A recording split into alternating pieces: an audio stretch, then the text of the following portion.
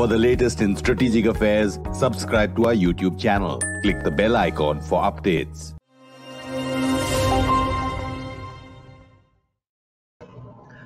Hello and welcome to the first gist of the new year on StratNewsGlobal.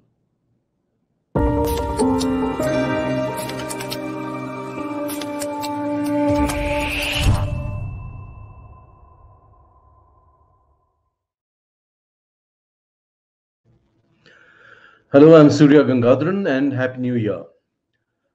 This first issue of Gist may seem a little on the gloom and doom side, but we are building from an article that appeared on our sister website, Bharat Shakti, by General Kumar, a well-known former DGMO, who's written about the uncertainties and risks in 2023.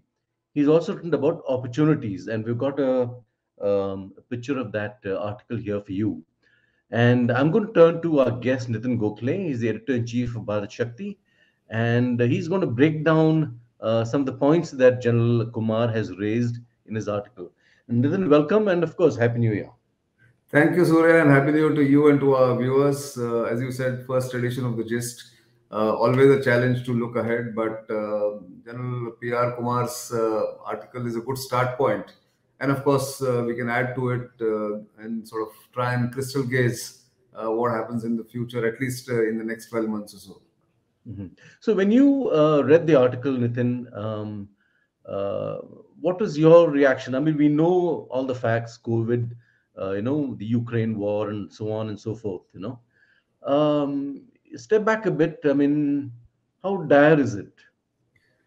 Well, you have to really go back not to 2022 alone, but I would say the last 3 years, that is 2020, 2021, and 2022, put together, then gives us an idea of what lies in store for us and the world in 2023. So there were 3 strategic shocks or big events that created problems for the world, or created problems for the, let's say, the region itself. 2020 was the COVID-19 pandemic really played out in full force across the globe, and also, of course, in India and China, where it originated, and of course had the entire economy, the global economy, in a tailspin. That was the first strategic shock. 2021 withdrawal of the American and NATO forces from Afghanistan was another strategic shock, because it upset the well-calibrated security situation that had obtained in Afghanistan and the wider South Asian region. That created problems for Afghanistan itself, for the United States prestige, India's security, Pakistan initially gleeful, but then now, as we see it, on the back foot. And the apprehension that terrorism will again get a boost because of the Taliban ruling Afghanistan. That was the second one. The third, of course, started in February 2022, the Russia-Ukraine war, which is ongoing in its 10th month and shows no signs of ending, despite various phases that it has gone through. So certainly the future is uncertain, like General Kumar says, and I think all other analysts would predict. But there are bright spots ahead, and there is a big opportunity for India, despite all the gloom and doom that has been predicted for the past couple of years. So let's look at the bright spots and the opportunities for us, since that is really what we are looking at and what we're about. Where would you see them? How would you identify them? What are they? So, while I mean, it's an old adage that in every challenge lies an opportunity. So India has to look for it. I think having navigated the COVID challenge after initial hiccups, after having navigated even the China challenge on the northern borders with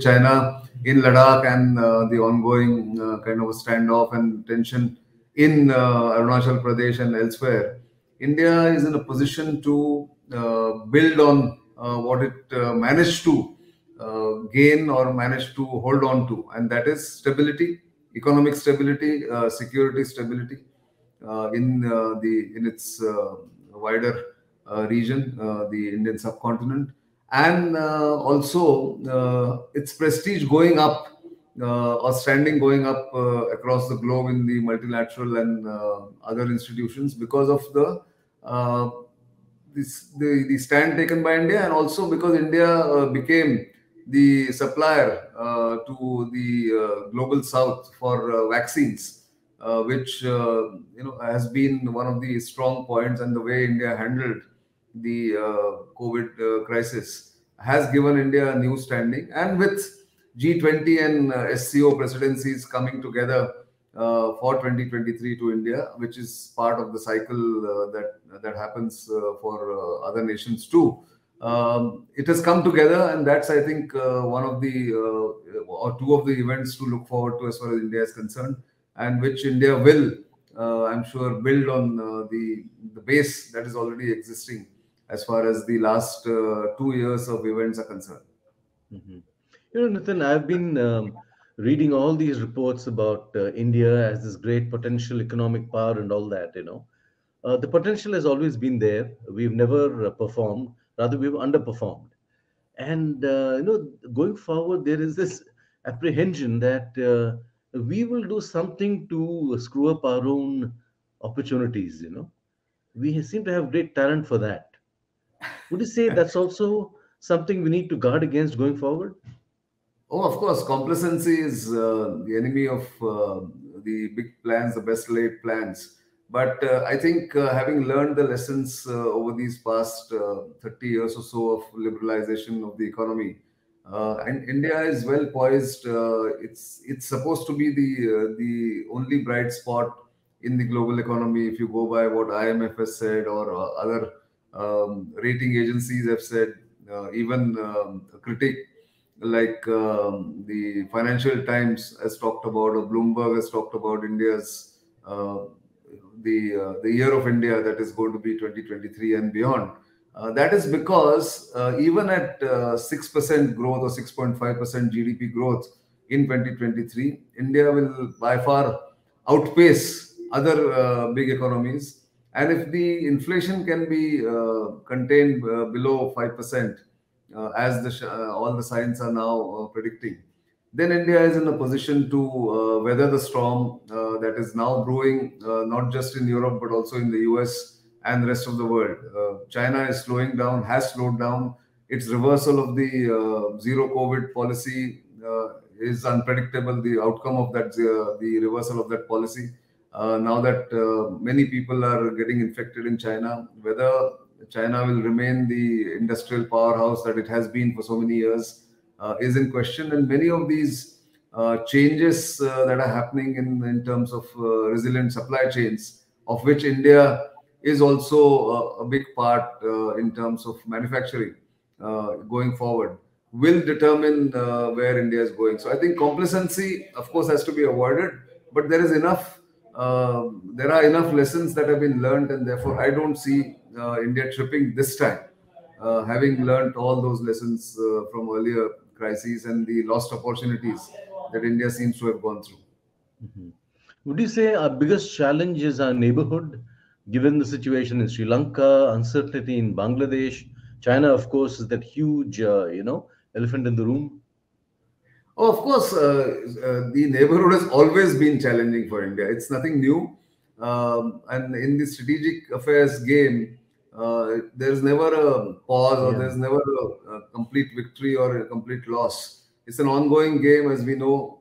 If you look back to last 5 or 6 years, India has been in and out of in a position of strength and influence in Maldives, for instance, and it'll have to make all its best efforts in Maldives when the elections take place in November this year. It will have to make sure that the dispensation that comes in remains favorable to India. Sri Lanka is a classic example of what India has done right, despite all the setbacks in the previous year in 2021, and China's overweening influence in Sri Lanka. India has managed to hold on and also sort of replace China in many fields and many ways in Sri Lanka, which is still troubled with its collapsed economy, depressed demand, and all the attendant problems that it has politically and economically. Look at Bangladesh again. Early 2024, that's January 2024. There are likely to be elections. It's not smooth going for the current government in Bangladesh, but India seems to have put its a bet on the current dispensation in Bangladesh, Sheikh Hasina's government, because it has worked very closely with the Awami League government, and security cooperation has been one of its high points. So there, India has done well. Nepal has, as you've just written in the first article for StratNewsGlobal, which is up on the website, Nepal has slipped out of India's hands, and which is a repeat of what has happened in the past. The Nepali Congress has never really lived up to its reputation, or its reputation of being close to India. It has always eluded India's influence, despite the proclamations to the contrary.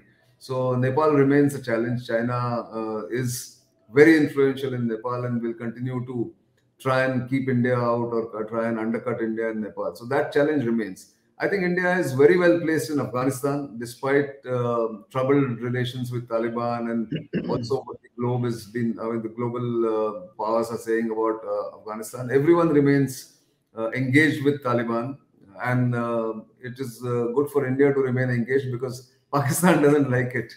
And finally, if you look at Pakistan, which has its own troubles, it's on a precipice, and the Pakistan army is not in the best of its health. So therefore, India has continued to pursue the policy of ignoring Pakistan while taking on the China challenge as the bigger, battle to fight as far as these two adversaries are concerned. So I think it's a mix of things that India has to go through, will go through. Two other challenges remain for India, is to make sure that the economy doesn't stutter, and the rupee doesn't fall too well, and the energy mix. While the transition from fossil fuel to renewables is undergoing, it cannot ignore the dependence on the Gulf oil and the oil with Russia. The final point I want to make here is India's relationship with Russia. It has stood the test of time, and despite all the pressure India has faced from the major powers, the Western alliance, and Ukraine, India has stuck with its stand of asking both sides to make peace, having said that war is not an option, or war is not a solution. India will continue to import inexpensive oil from Russia once it is available, because that serves India's national interest. And also will tell both sides that you need to sit down and talk across the table.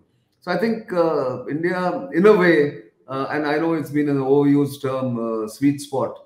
Internationally, India seems to be in a sweet spot, but that sweet spot will not last too long, maybe just 2023, the 12 months of 2023. And this is the time to grasp the opportunities. So would you say that underscores the case for being more cold-blooded, rational, thinking through things? We need to be like that.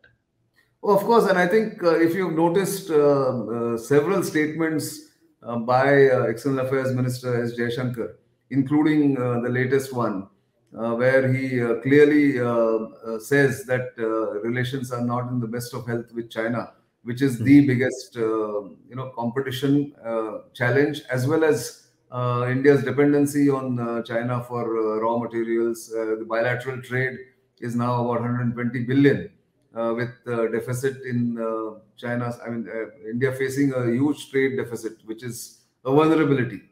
Despite that, EAM, the External Affairs Minister, and the MEA, and the Indian government has not hesitated to say that China relations are not in the best of their health, and are not something that we can ignore. The situation on the border itself. So it cannot be that you can de-link the situation on the border, the tension on the border, with the rest of the relationship. So I think India is putting its national interest above principles, above the known dictums of diplomacy. When you see what it has done with Russia, Ukraine, what it is doing in West Asia, what it is doing with China, and how it is isolating or sort of completely ignoring Pakistan I think it's all about putting your own interest above the old principles of fair play, diplomacy, and the correct moral stand, as India has been doing for a long time, getting hardly any traction in the international arena, which I think has undergone a very major change as far as the approach to diplomacy and relations with major powers are concerned. So, in that sense, in that respect, are we being rational and practical enough in dealing with the Quad? Because it is a counter to China, and but we want to emphasize the other aspects of the Quad, not the military aspects. Isn't it time we took the bull by the horns and said, yes, this is it? Well, I think the national security establishment perhaps does not think the time is right to militarize Quad for two reasons, basically, from what I can assess. One is that the while Quad military alliance or a Quad formal military alliance with the Quad countries is not in India's interest, which has been India's position for a long time, even before this dispensation came to power. So it is only consistent with what has been India's position, that India will not be a junior partner to even the US or to Russia, and it will remain a kind of a partner, not an alliance partner, but a partner, strategic partner nevertheless. I think that continues. Why Quad is not militarized is because in maritime domain there is already the mechanism of the exercise Malabar, Yeah. annual exercise Malabar, that happens between the four Quad countries. India doesn't want to go beyond that at the moment because, in India's view or Indian national security establishment's view, I think India knows that it has to deal with China bilaterally on the problems that it faces overall with China, and especially a belligerent China over the past decade or so, and particularly so since 2020 in Ladakh. So therefore, I think India is being cautious and pragmatic. More than anything else, more than cautious, it is being practical and pragmatic. That it doesn't get India any advantage by entering into military alliance with the Quad countries, formal military alliance. Rather, it gives India the flexibility to deal with China on its own terms. And I think that's a good approach, despite what the United States and some parts of the establishment in the United States want India to do. Because if you notice, there is a subtle shift that has been happening in the Quad too, where Australia, Japan, and Yeah. India are also now cooperating amongst themselves, leaving US aside, because anything to do with US will provoke China, and which I don't think any of the three countries in the other than the US want to do as far as China is concerned. So I think it's a practical, pragmatic approach, and I think we have to wait and watch until India gains the strength to take on China in an offensive mode. Right now, defensively, India is in a position to stop China and to give it a bloody nose if it comes to a kinetic war.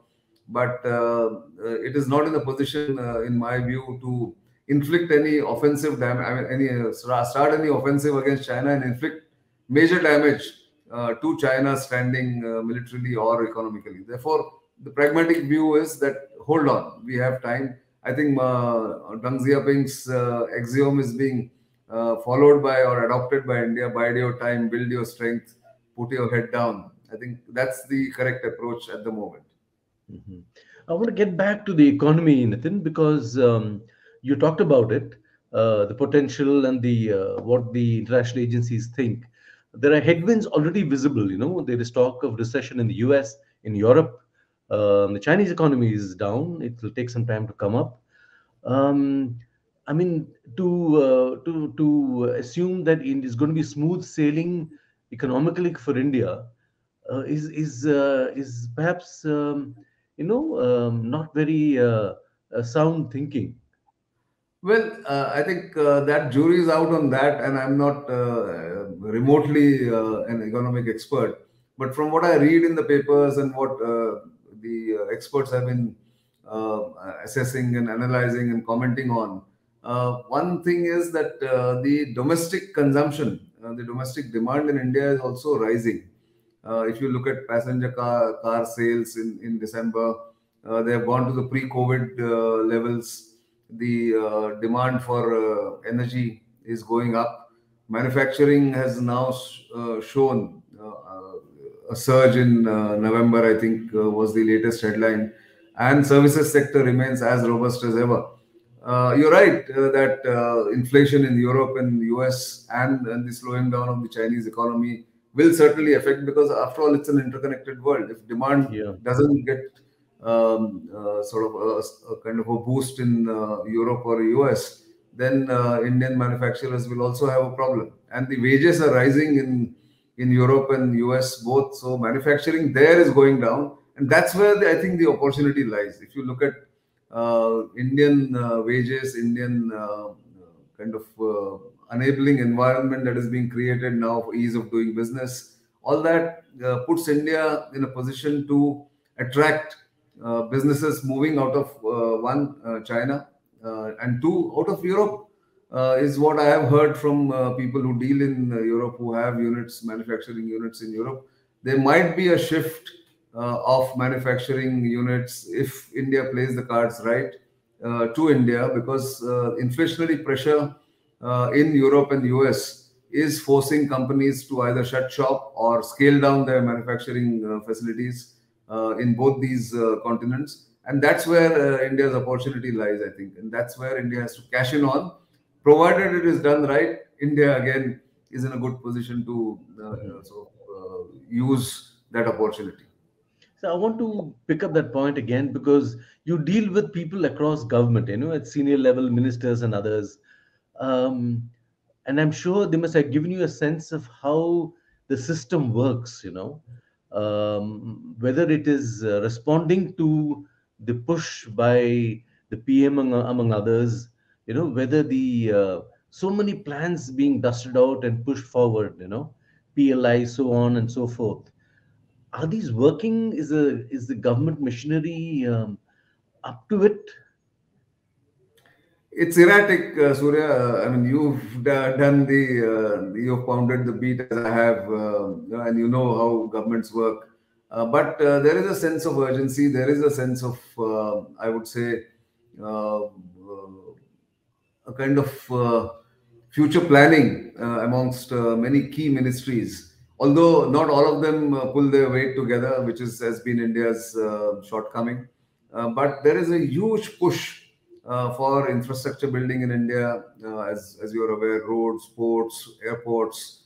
If you look at the growth in civil aviation, all that is giving India a lot of play, where the investments are likely to come in also from abroad, huge investments. But yes, there is that perennial problem of lack of coordination or slow response from one ministry or the other, slowing down the entire effort. That is not ruled out, and that remains a shortcoming. But I think the effect of that shortcoming is getting lessened. I mean, it's getting reduced day by day. And I think because the private sector is involved in a larger way than before, instead of just the public sector, India is poised to take advantage of the situation. But yes, it can be faster, it can be more effective, it can be more attuned to faster delivery when it comes to, or faster clearances, less bureaucracy, less red tape. All that is possible to be improved upon. But it's an elephant. The state of the ship of the state is an elephant like, and it takes time to turn, takes time to change course. But I'm seeing sure signs of a lot of fleet-footedness, which was missing in earlier times, and especially when liberalization had started. From then to now, a lot of things have changed, certainly. Mhm. Nitin, I want to look at the military since this is something you have followed and studied closely. A lot of talk of reform within the military, and more recently, we had comments from the former Chief General Naravane that you need to first have a national security strategy in place before you work on issues like theaterization and so on and so forth. So, give us a sense of where this entire military thing is going. Well, it's an ongoing debate, as you're aware. I think what General Narone was trying to say and which I don't fault him on that. I mean, people can interpret it in many different ways. What he was trying to say is that there has to be a national defense strategy in place. What is the objective? What are the tasks that military will be given going forward? What are the future wars going to look like? Is what he's hinting, or what he's actually hinting at, and is looking at.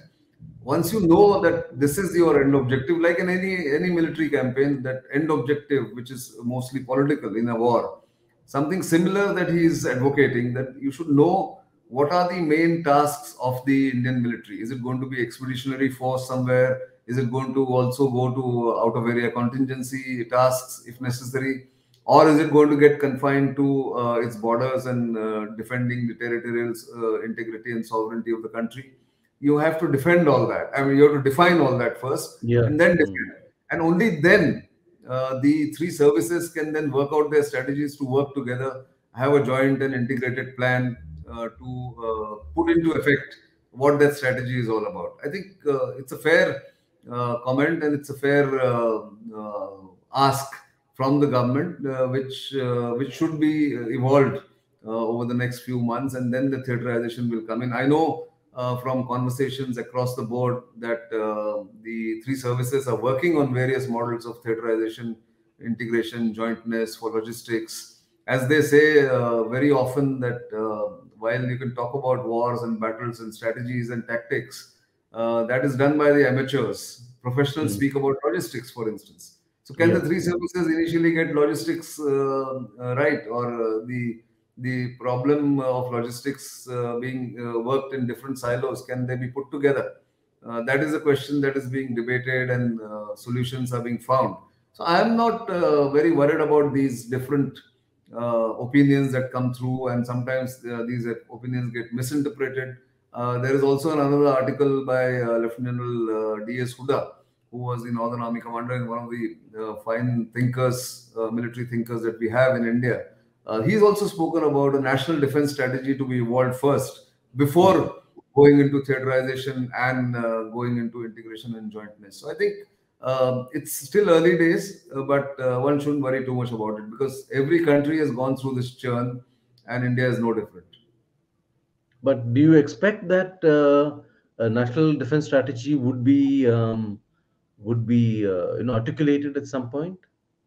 Well, it can be articulated, but not publicly. I think, from what I know, there is a view in the government, and there are, of course, always two views. One view is that you first evolve the national security strategy. Out of that will flow the national defense strategy, and then the theaterization will come. There is another view that national security strategy is already in place, having gone through several iterations in the past few years. The national defense strategy can be culled out of that and need not be made public, but the leadership in the military must know it, and the military leadership will then work through or work on the basis of the national defense strategy, which will remain secret, or which will remain classified, and need not necessarily be put out in the public, so that it remains. The ambiguity is one of the tools that India has used over the years, keeping its strategy, keeping its tactics close to its chest, and not allow the adversary to know exactly what is happening in terms of preparation, military modernization, or evolving approach towards both the adversaries, Pakistan and China. So I think that work is on, but I will be surprised if it's put out in the public, and then the theaterization will happen. That work is certainly in progress. So, last question, and as a journalist, I had to ask, because we are all in the business of Asking media. another journalist. We are all in the business of media, and Yes. what are we going to do this year? What are we going to do? We are going to go farther than we have gone before. We will travel to areas of India's interest, India's foreign policy, India's defense policy. We'll also go to areas of India's defense interest, which could mean border areas, which could mean look at the way training is evolving for the new Agniveer programs. We could go visit some of these centers. We could look at them and the effect it is having on the overall training pattern in the Indian military. And finally, analyze and have a commentary ready immediately after big events take place. That's been our forte. We've got a variety of people from all walks of life, from all hues of, I should say, ideology. And I think we should continue to do that and maybe get into also looking at technology more, space, cyber, Mhm. Absolutely. 5G, and look at how India can leverage all this. We had a reasonably good year in 2022, but Yeah. 2023 should be better than what 2022 was, is what my hope is. And I'm sure we have the talent and we have the expertise in all of us put together, which we will put to good use in the coming 12 months. Great. So looking forward, and all of you out there, you must keep your eyes fixed on us. Lots of new stuff coming in, and especially keep an eye on Nitin's tweets. Thanks, Nitin, Thanks, Surya. Thank you. Thank you for that. and Happy New Year, everyone. Do subscribe to our YouTube channel and follow us on social media. As always, do come to us with your questions and comments. They're always welcome. Thank you and goodbye.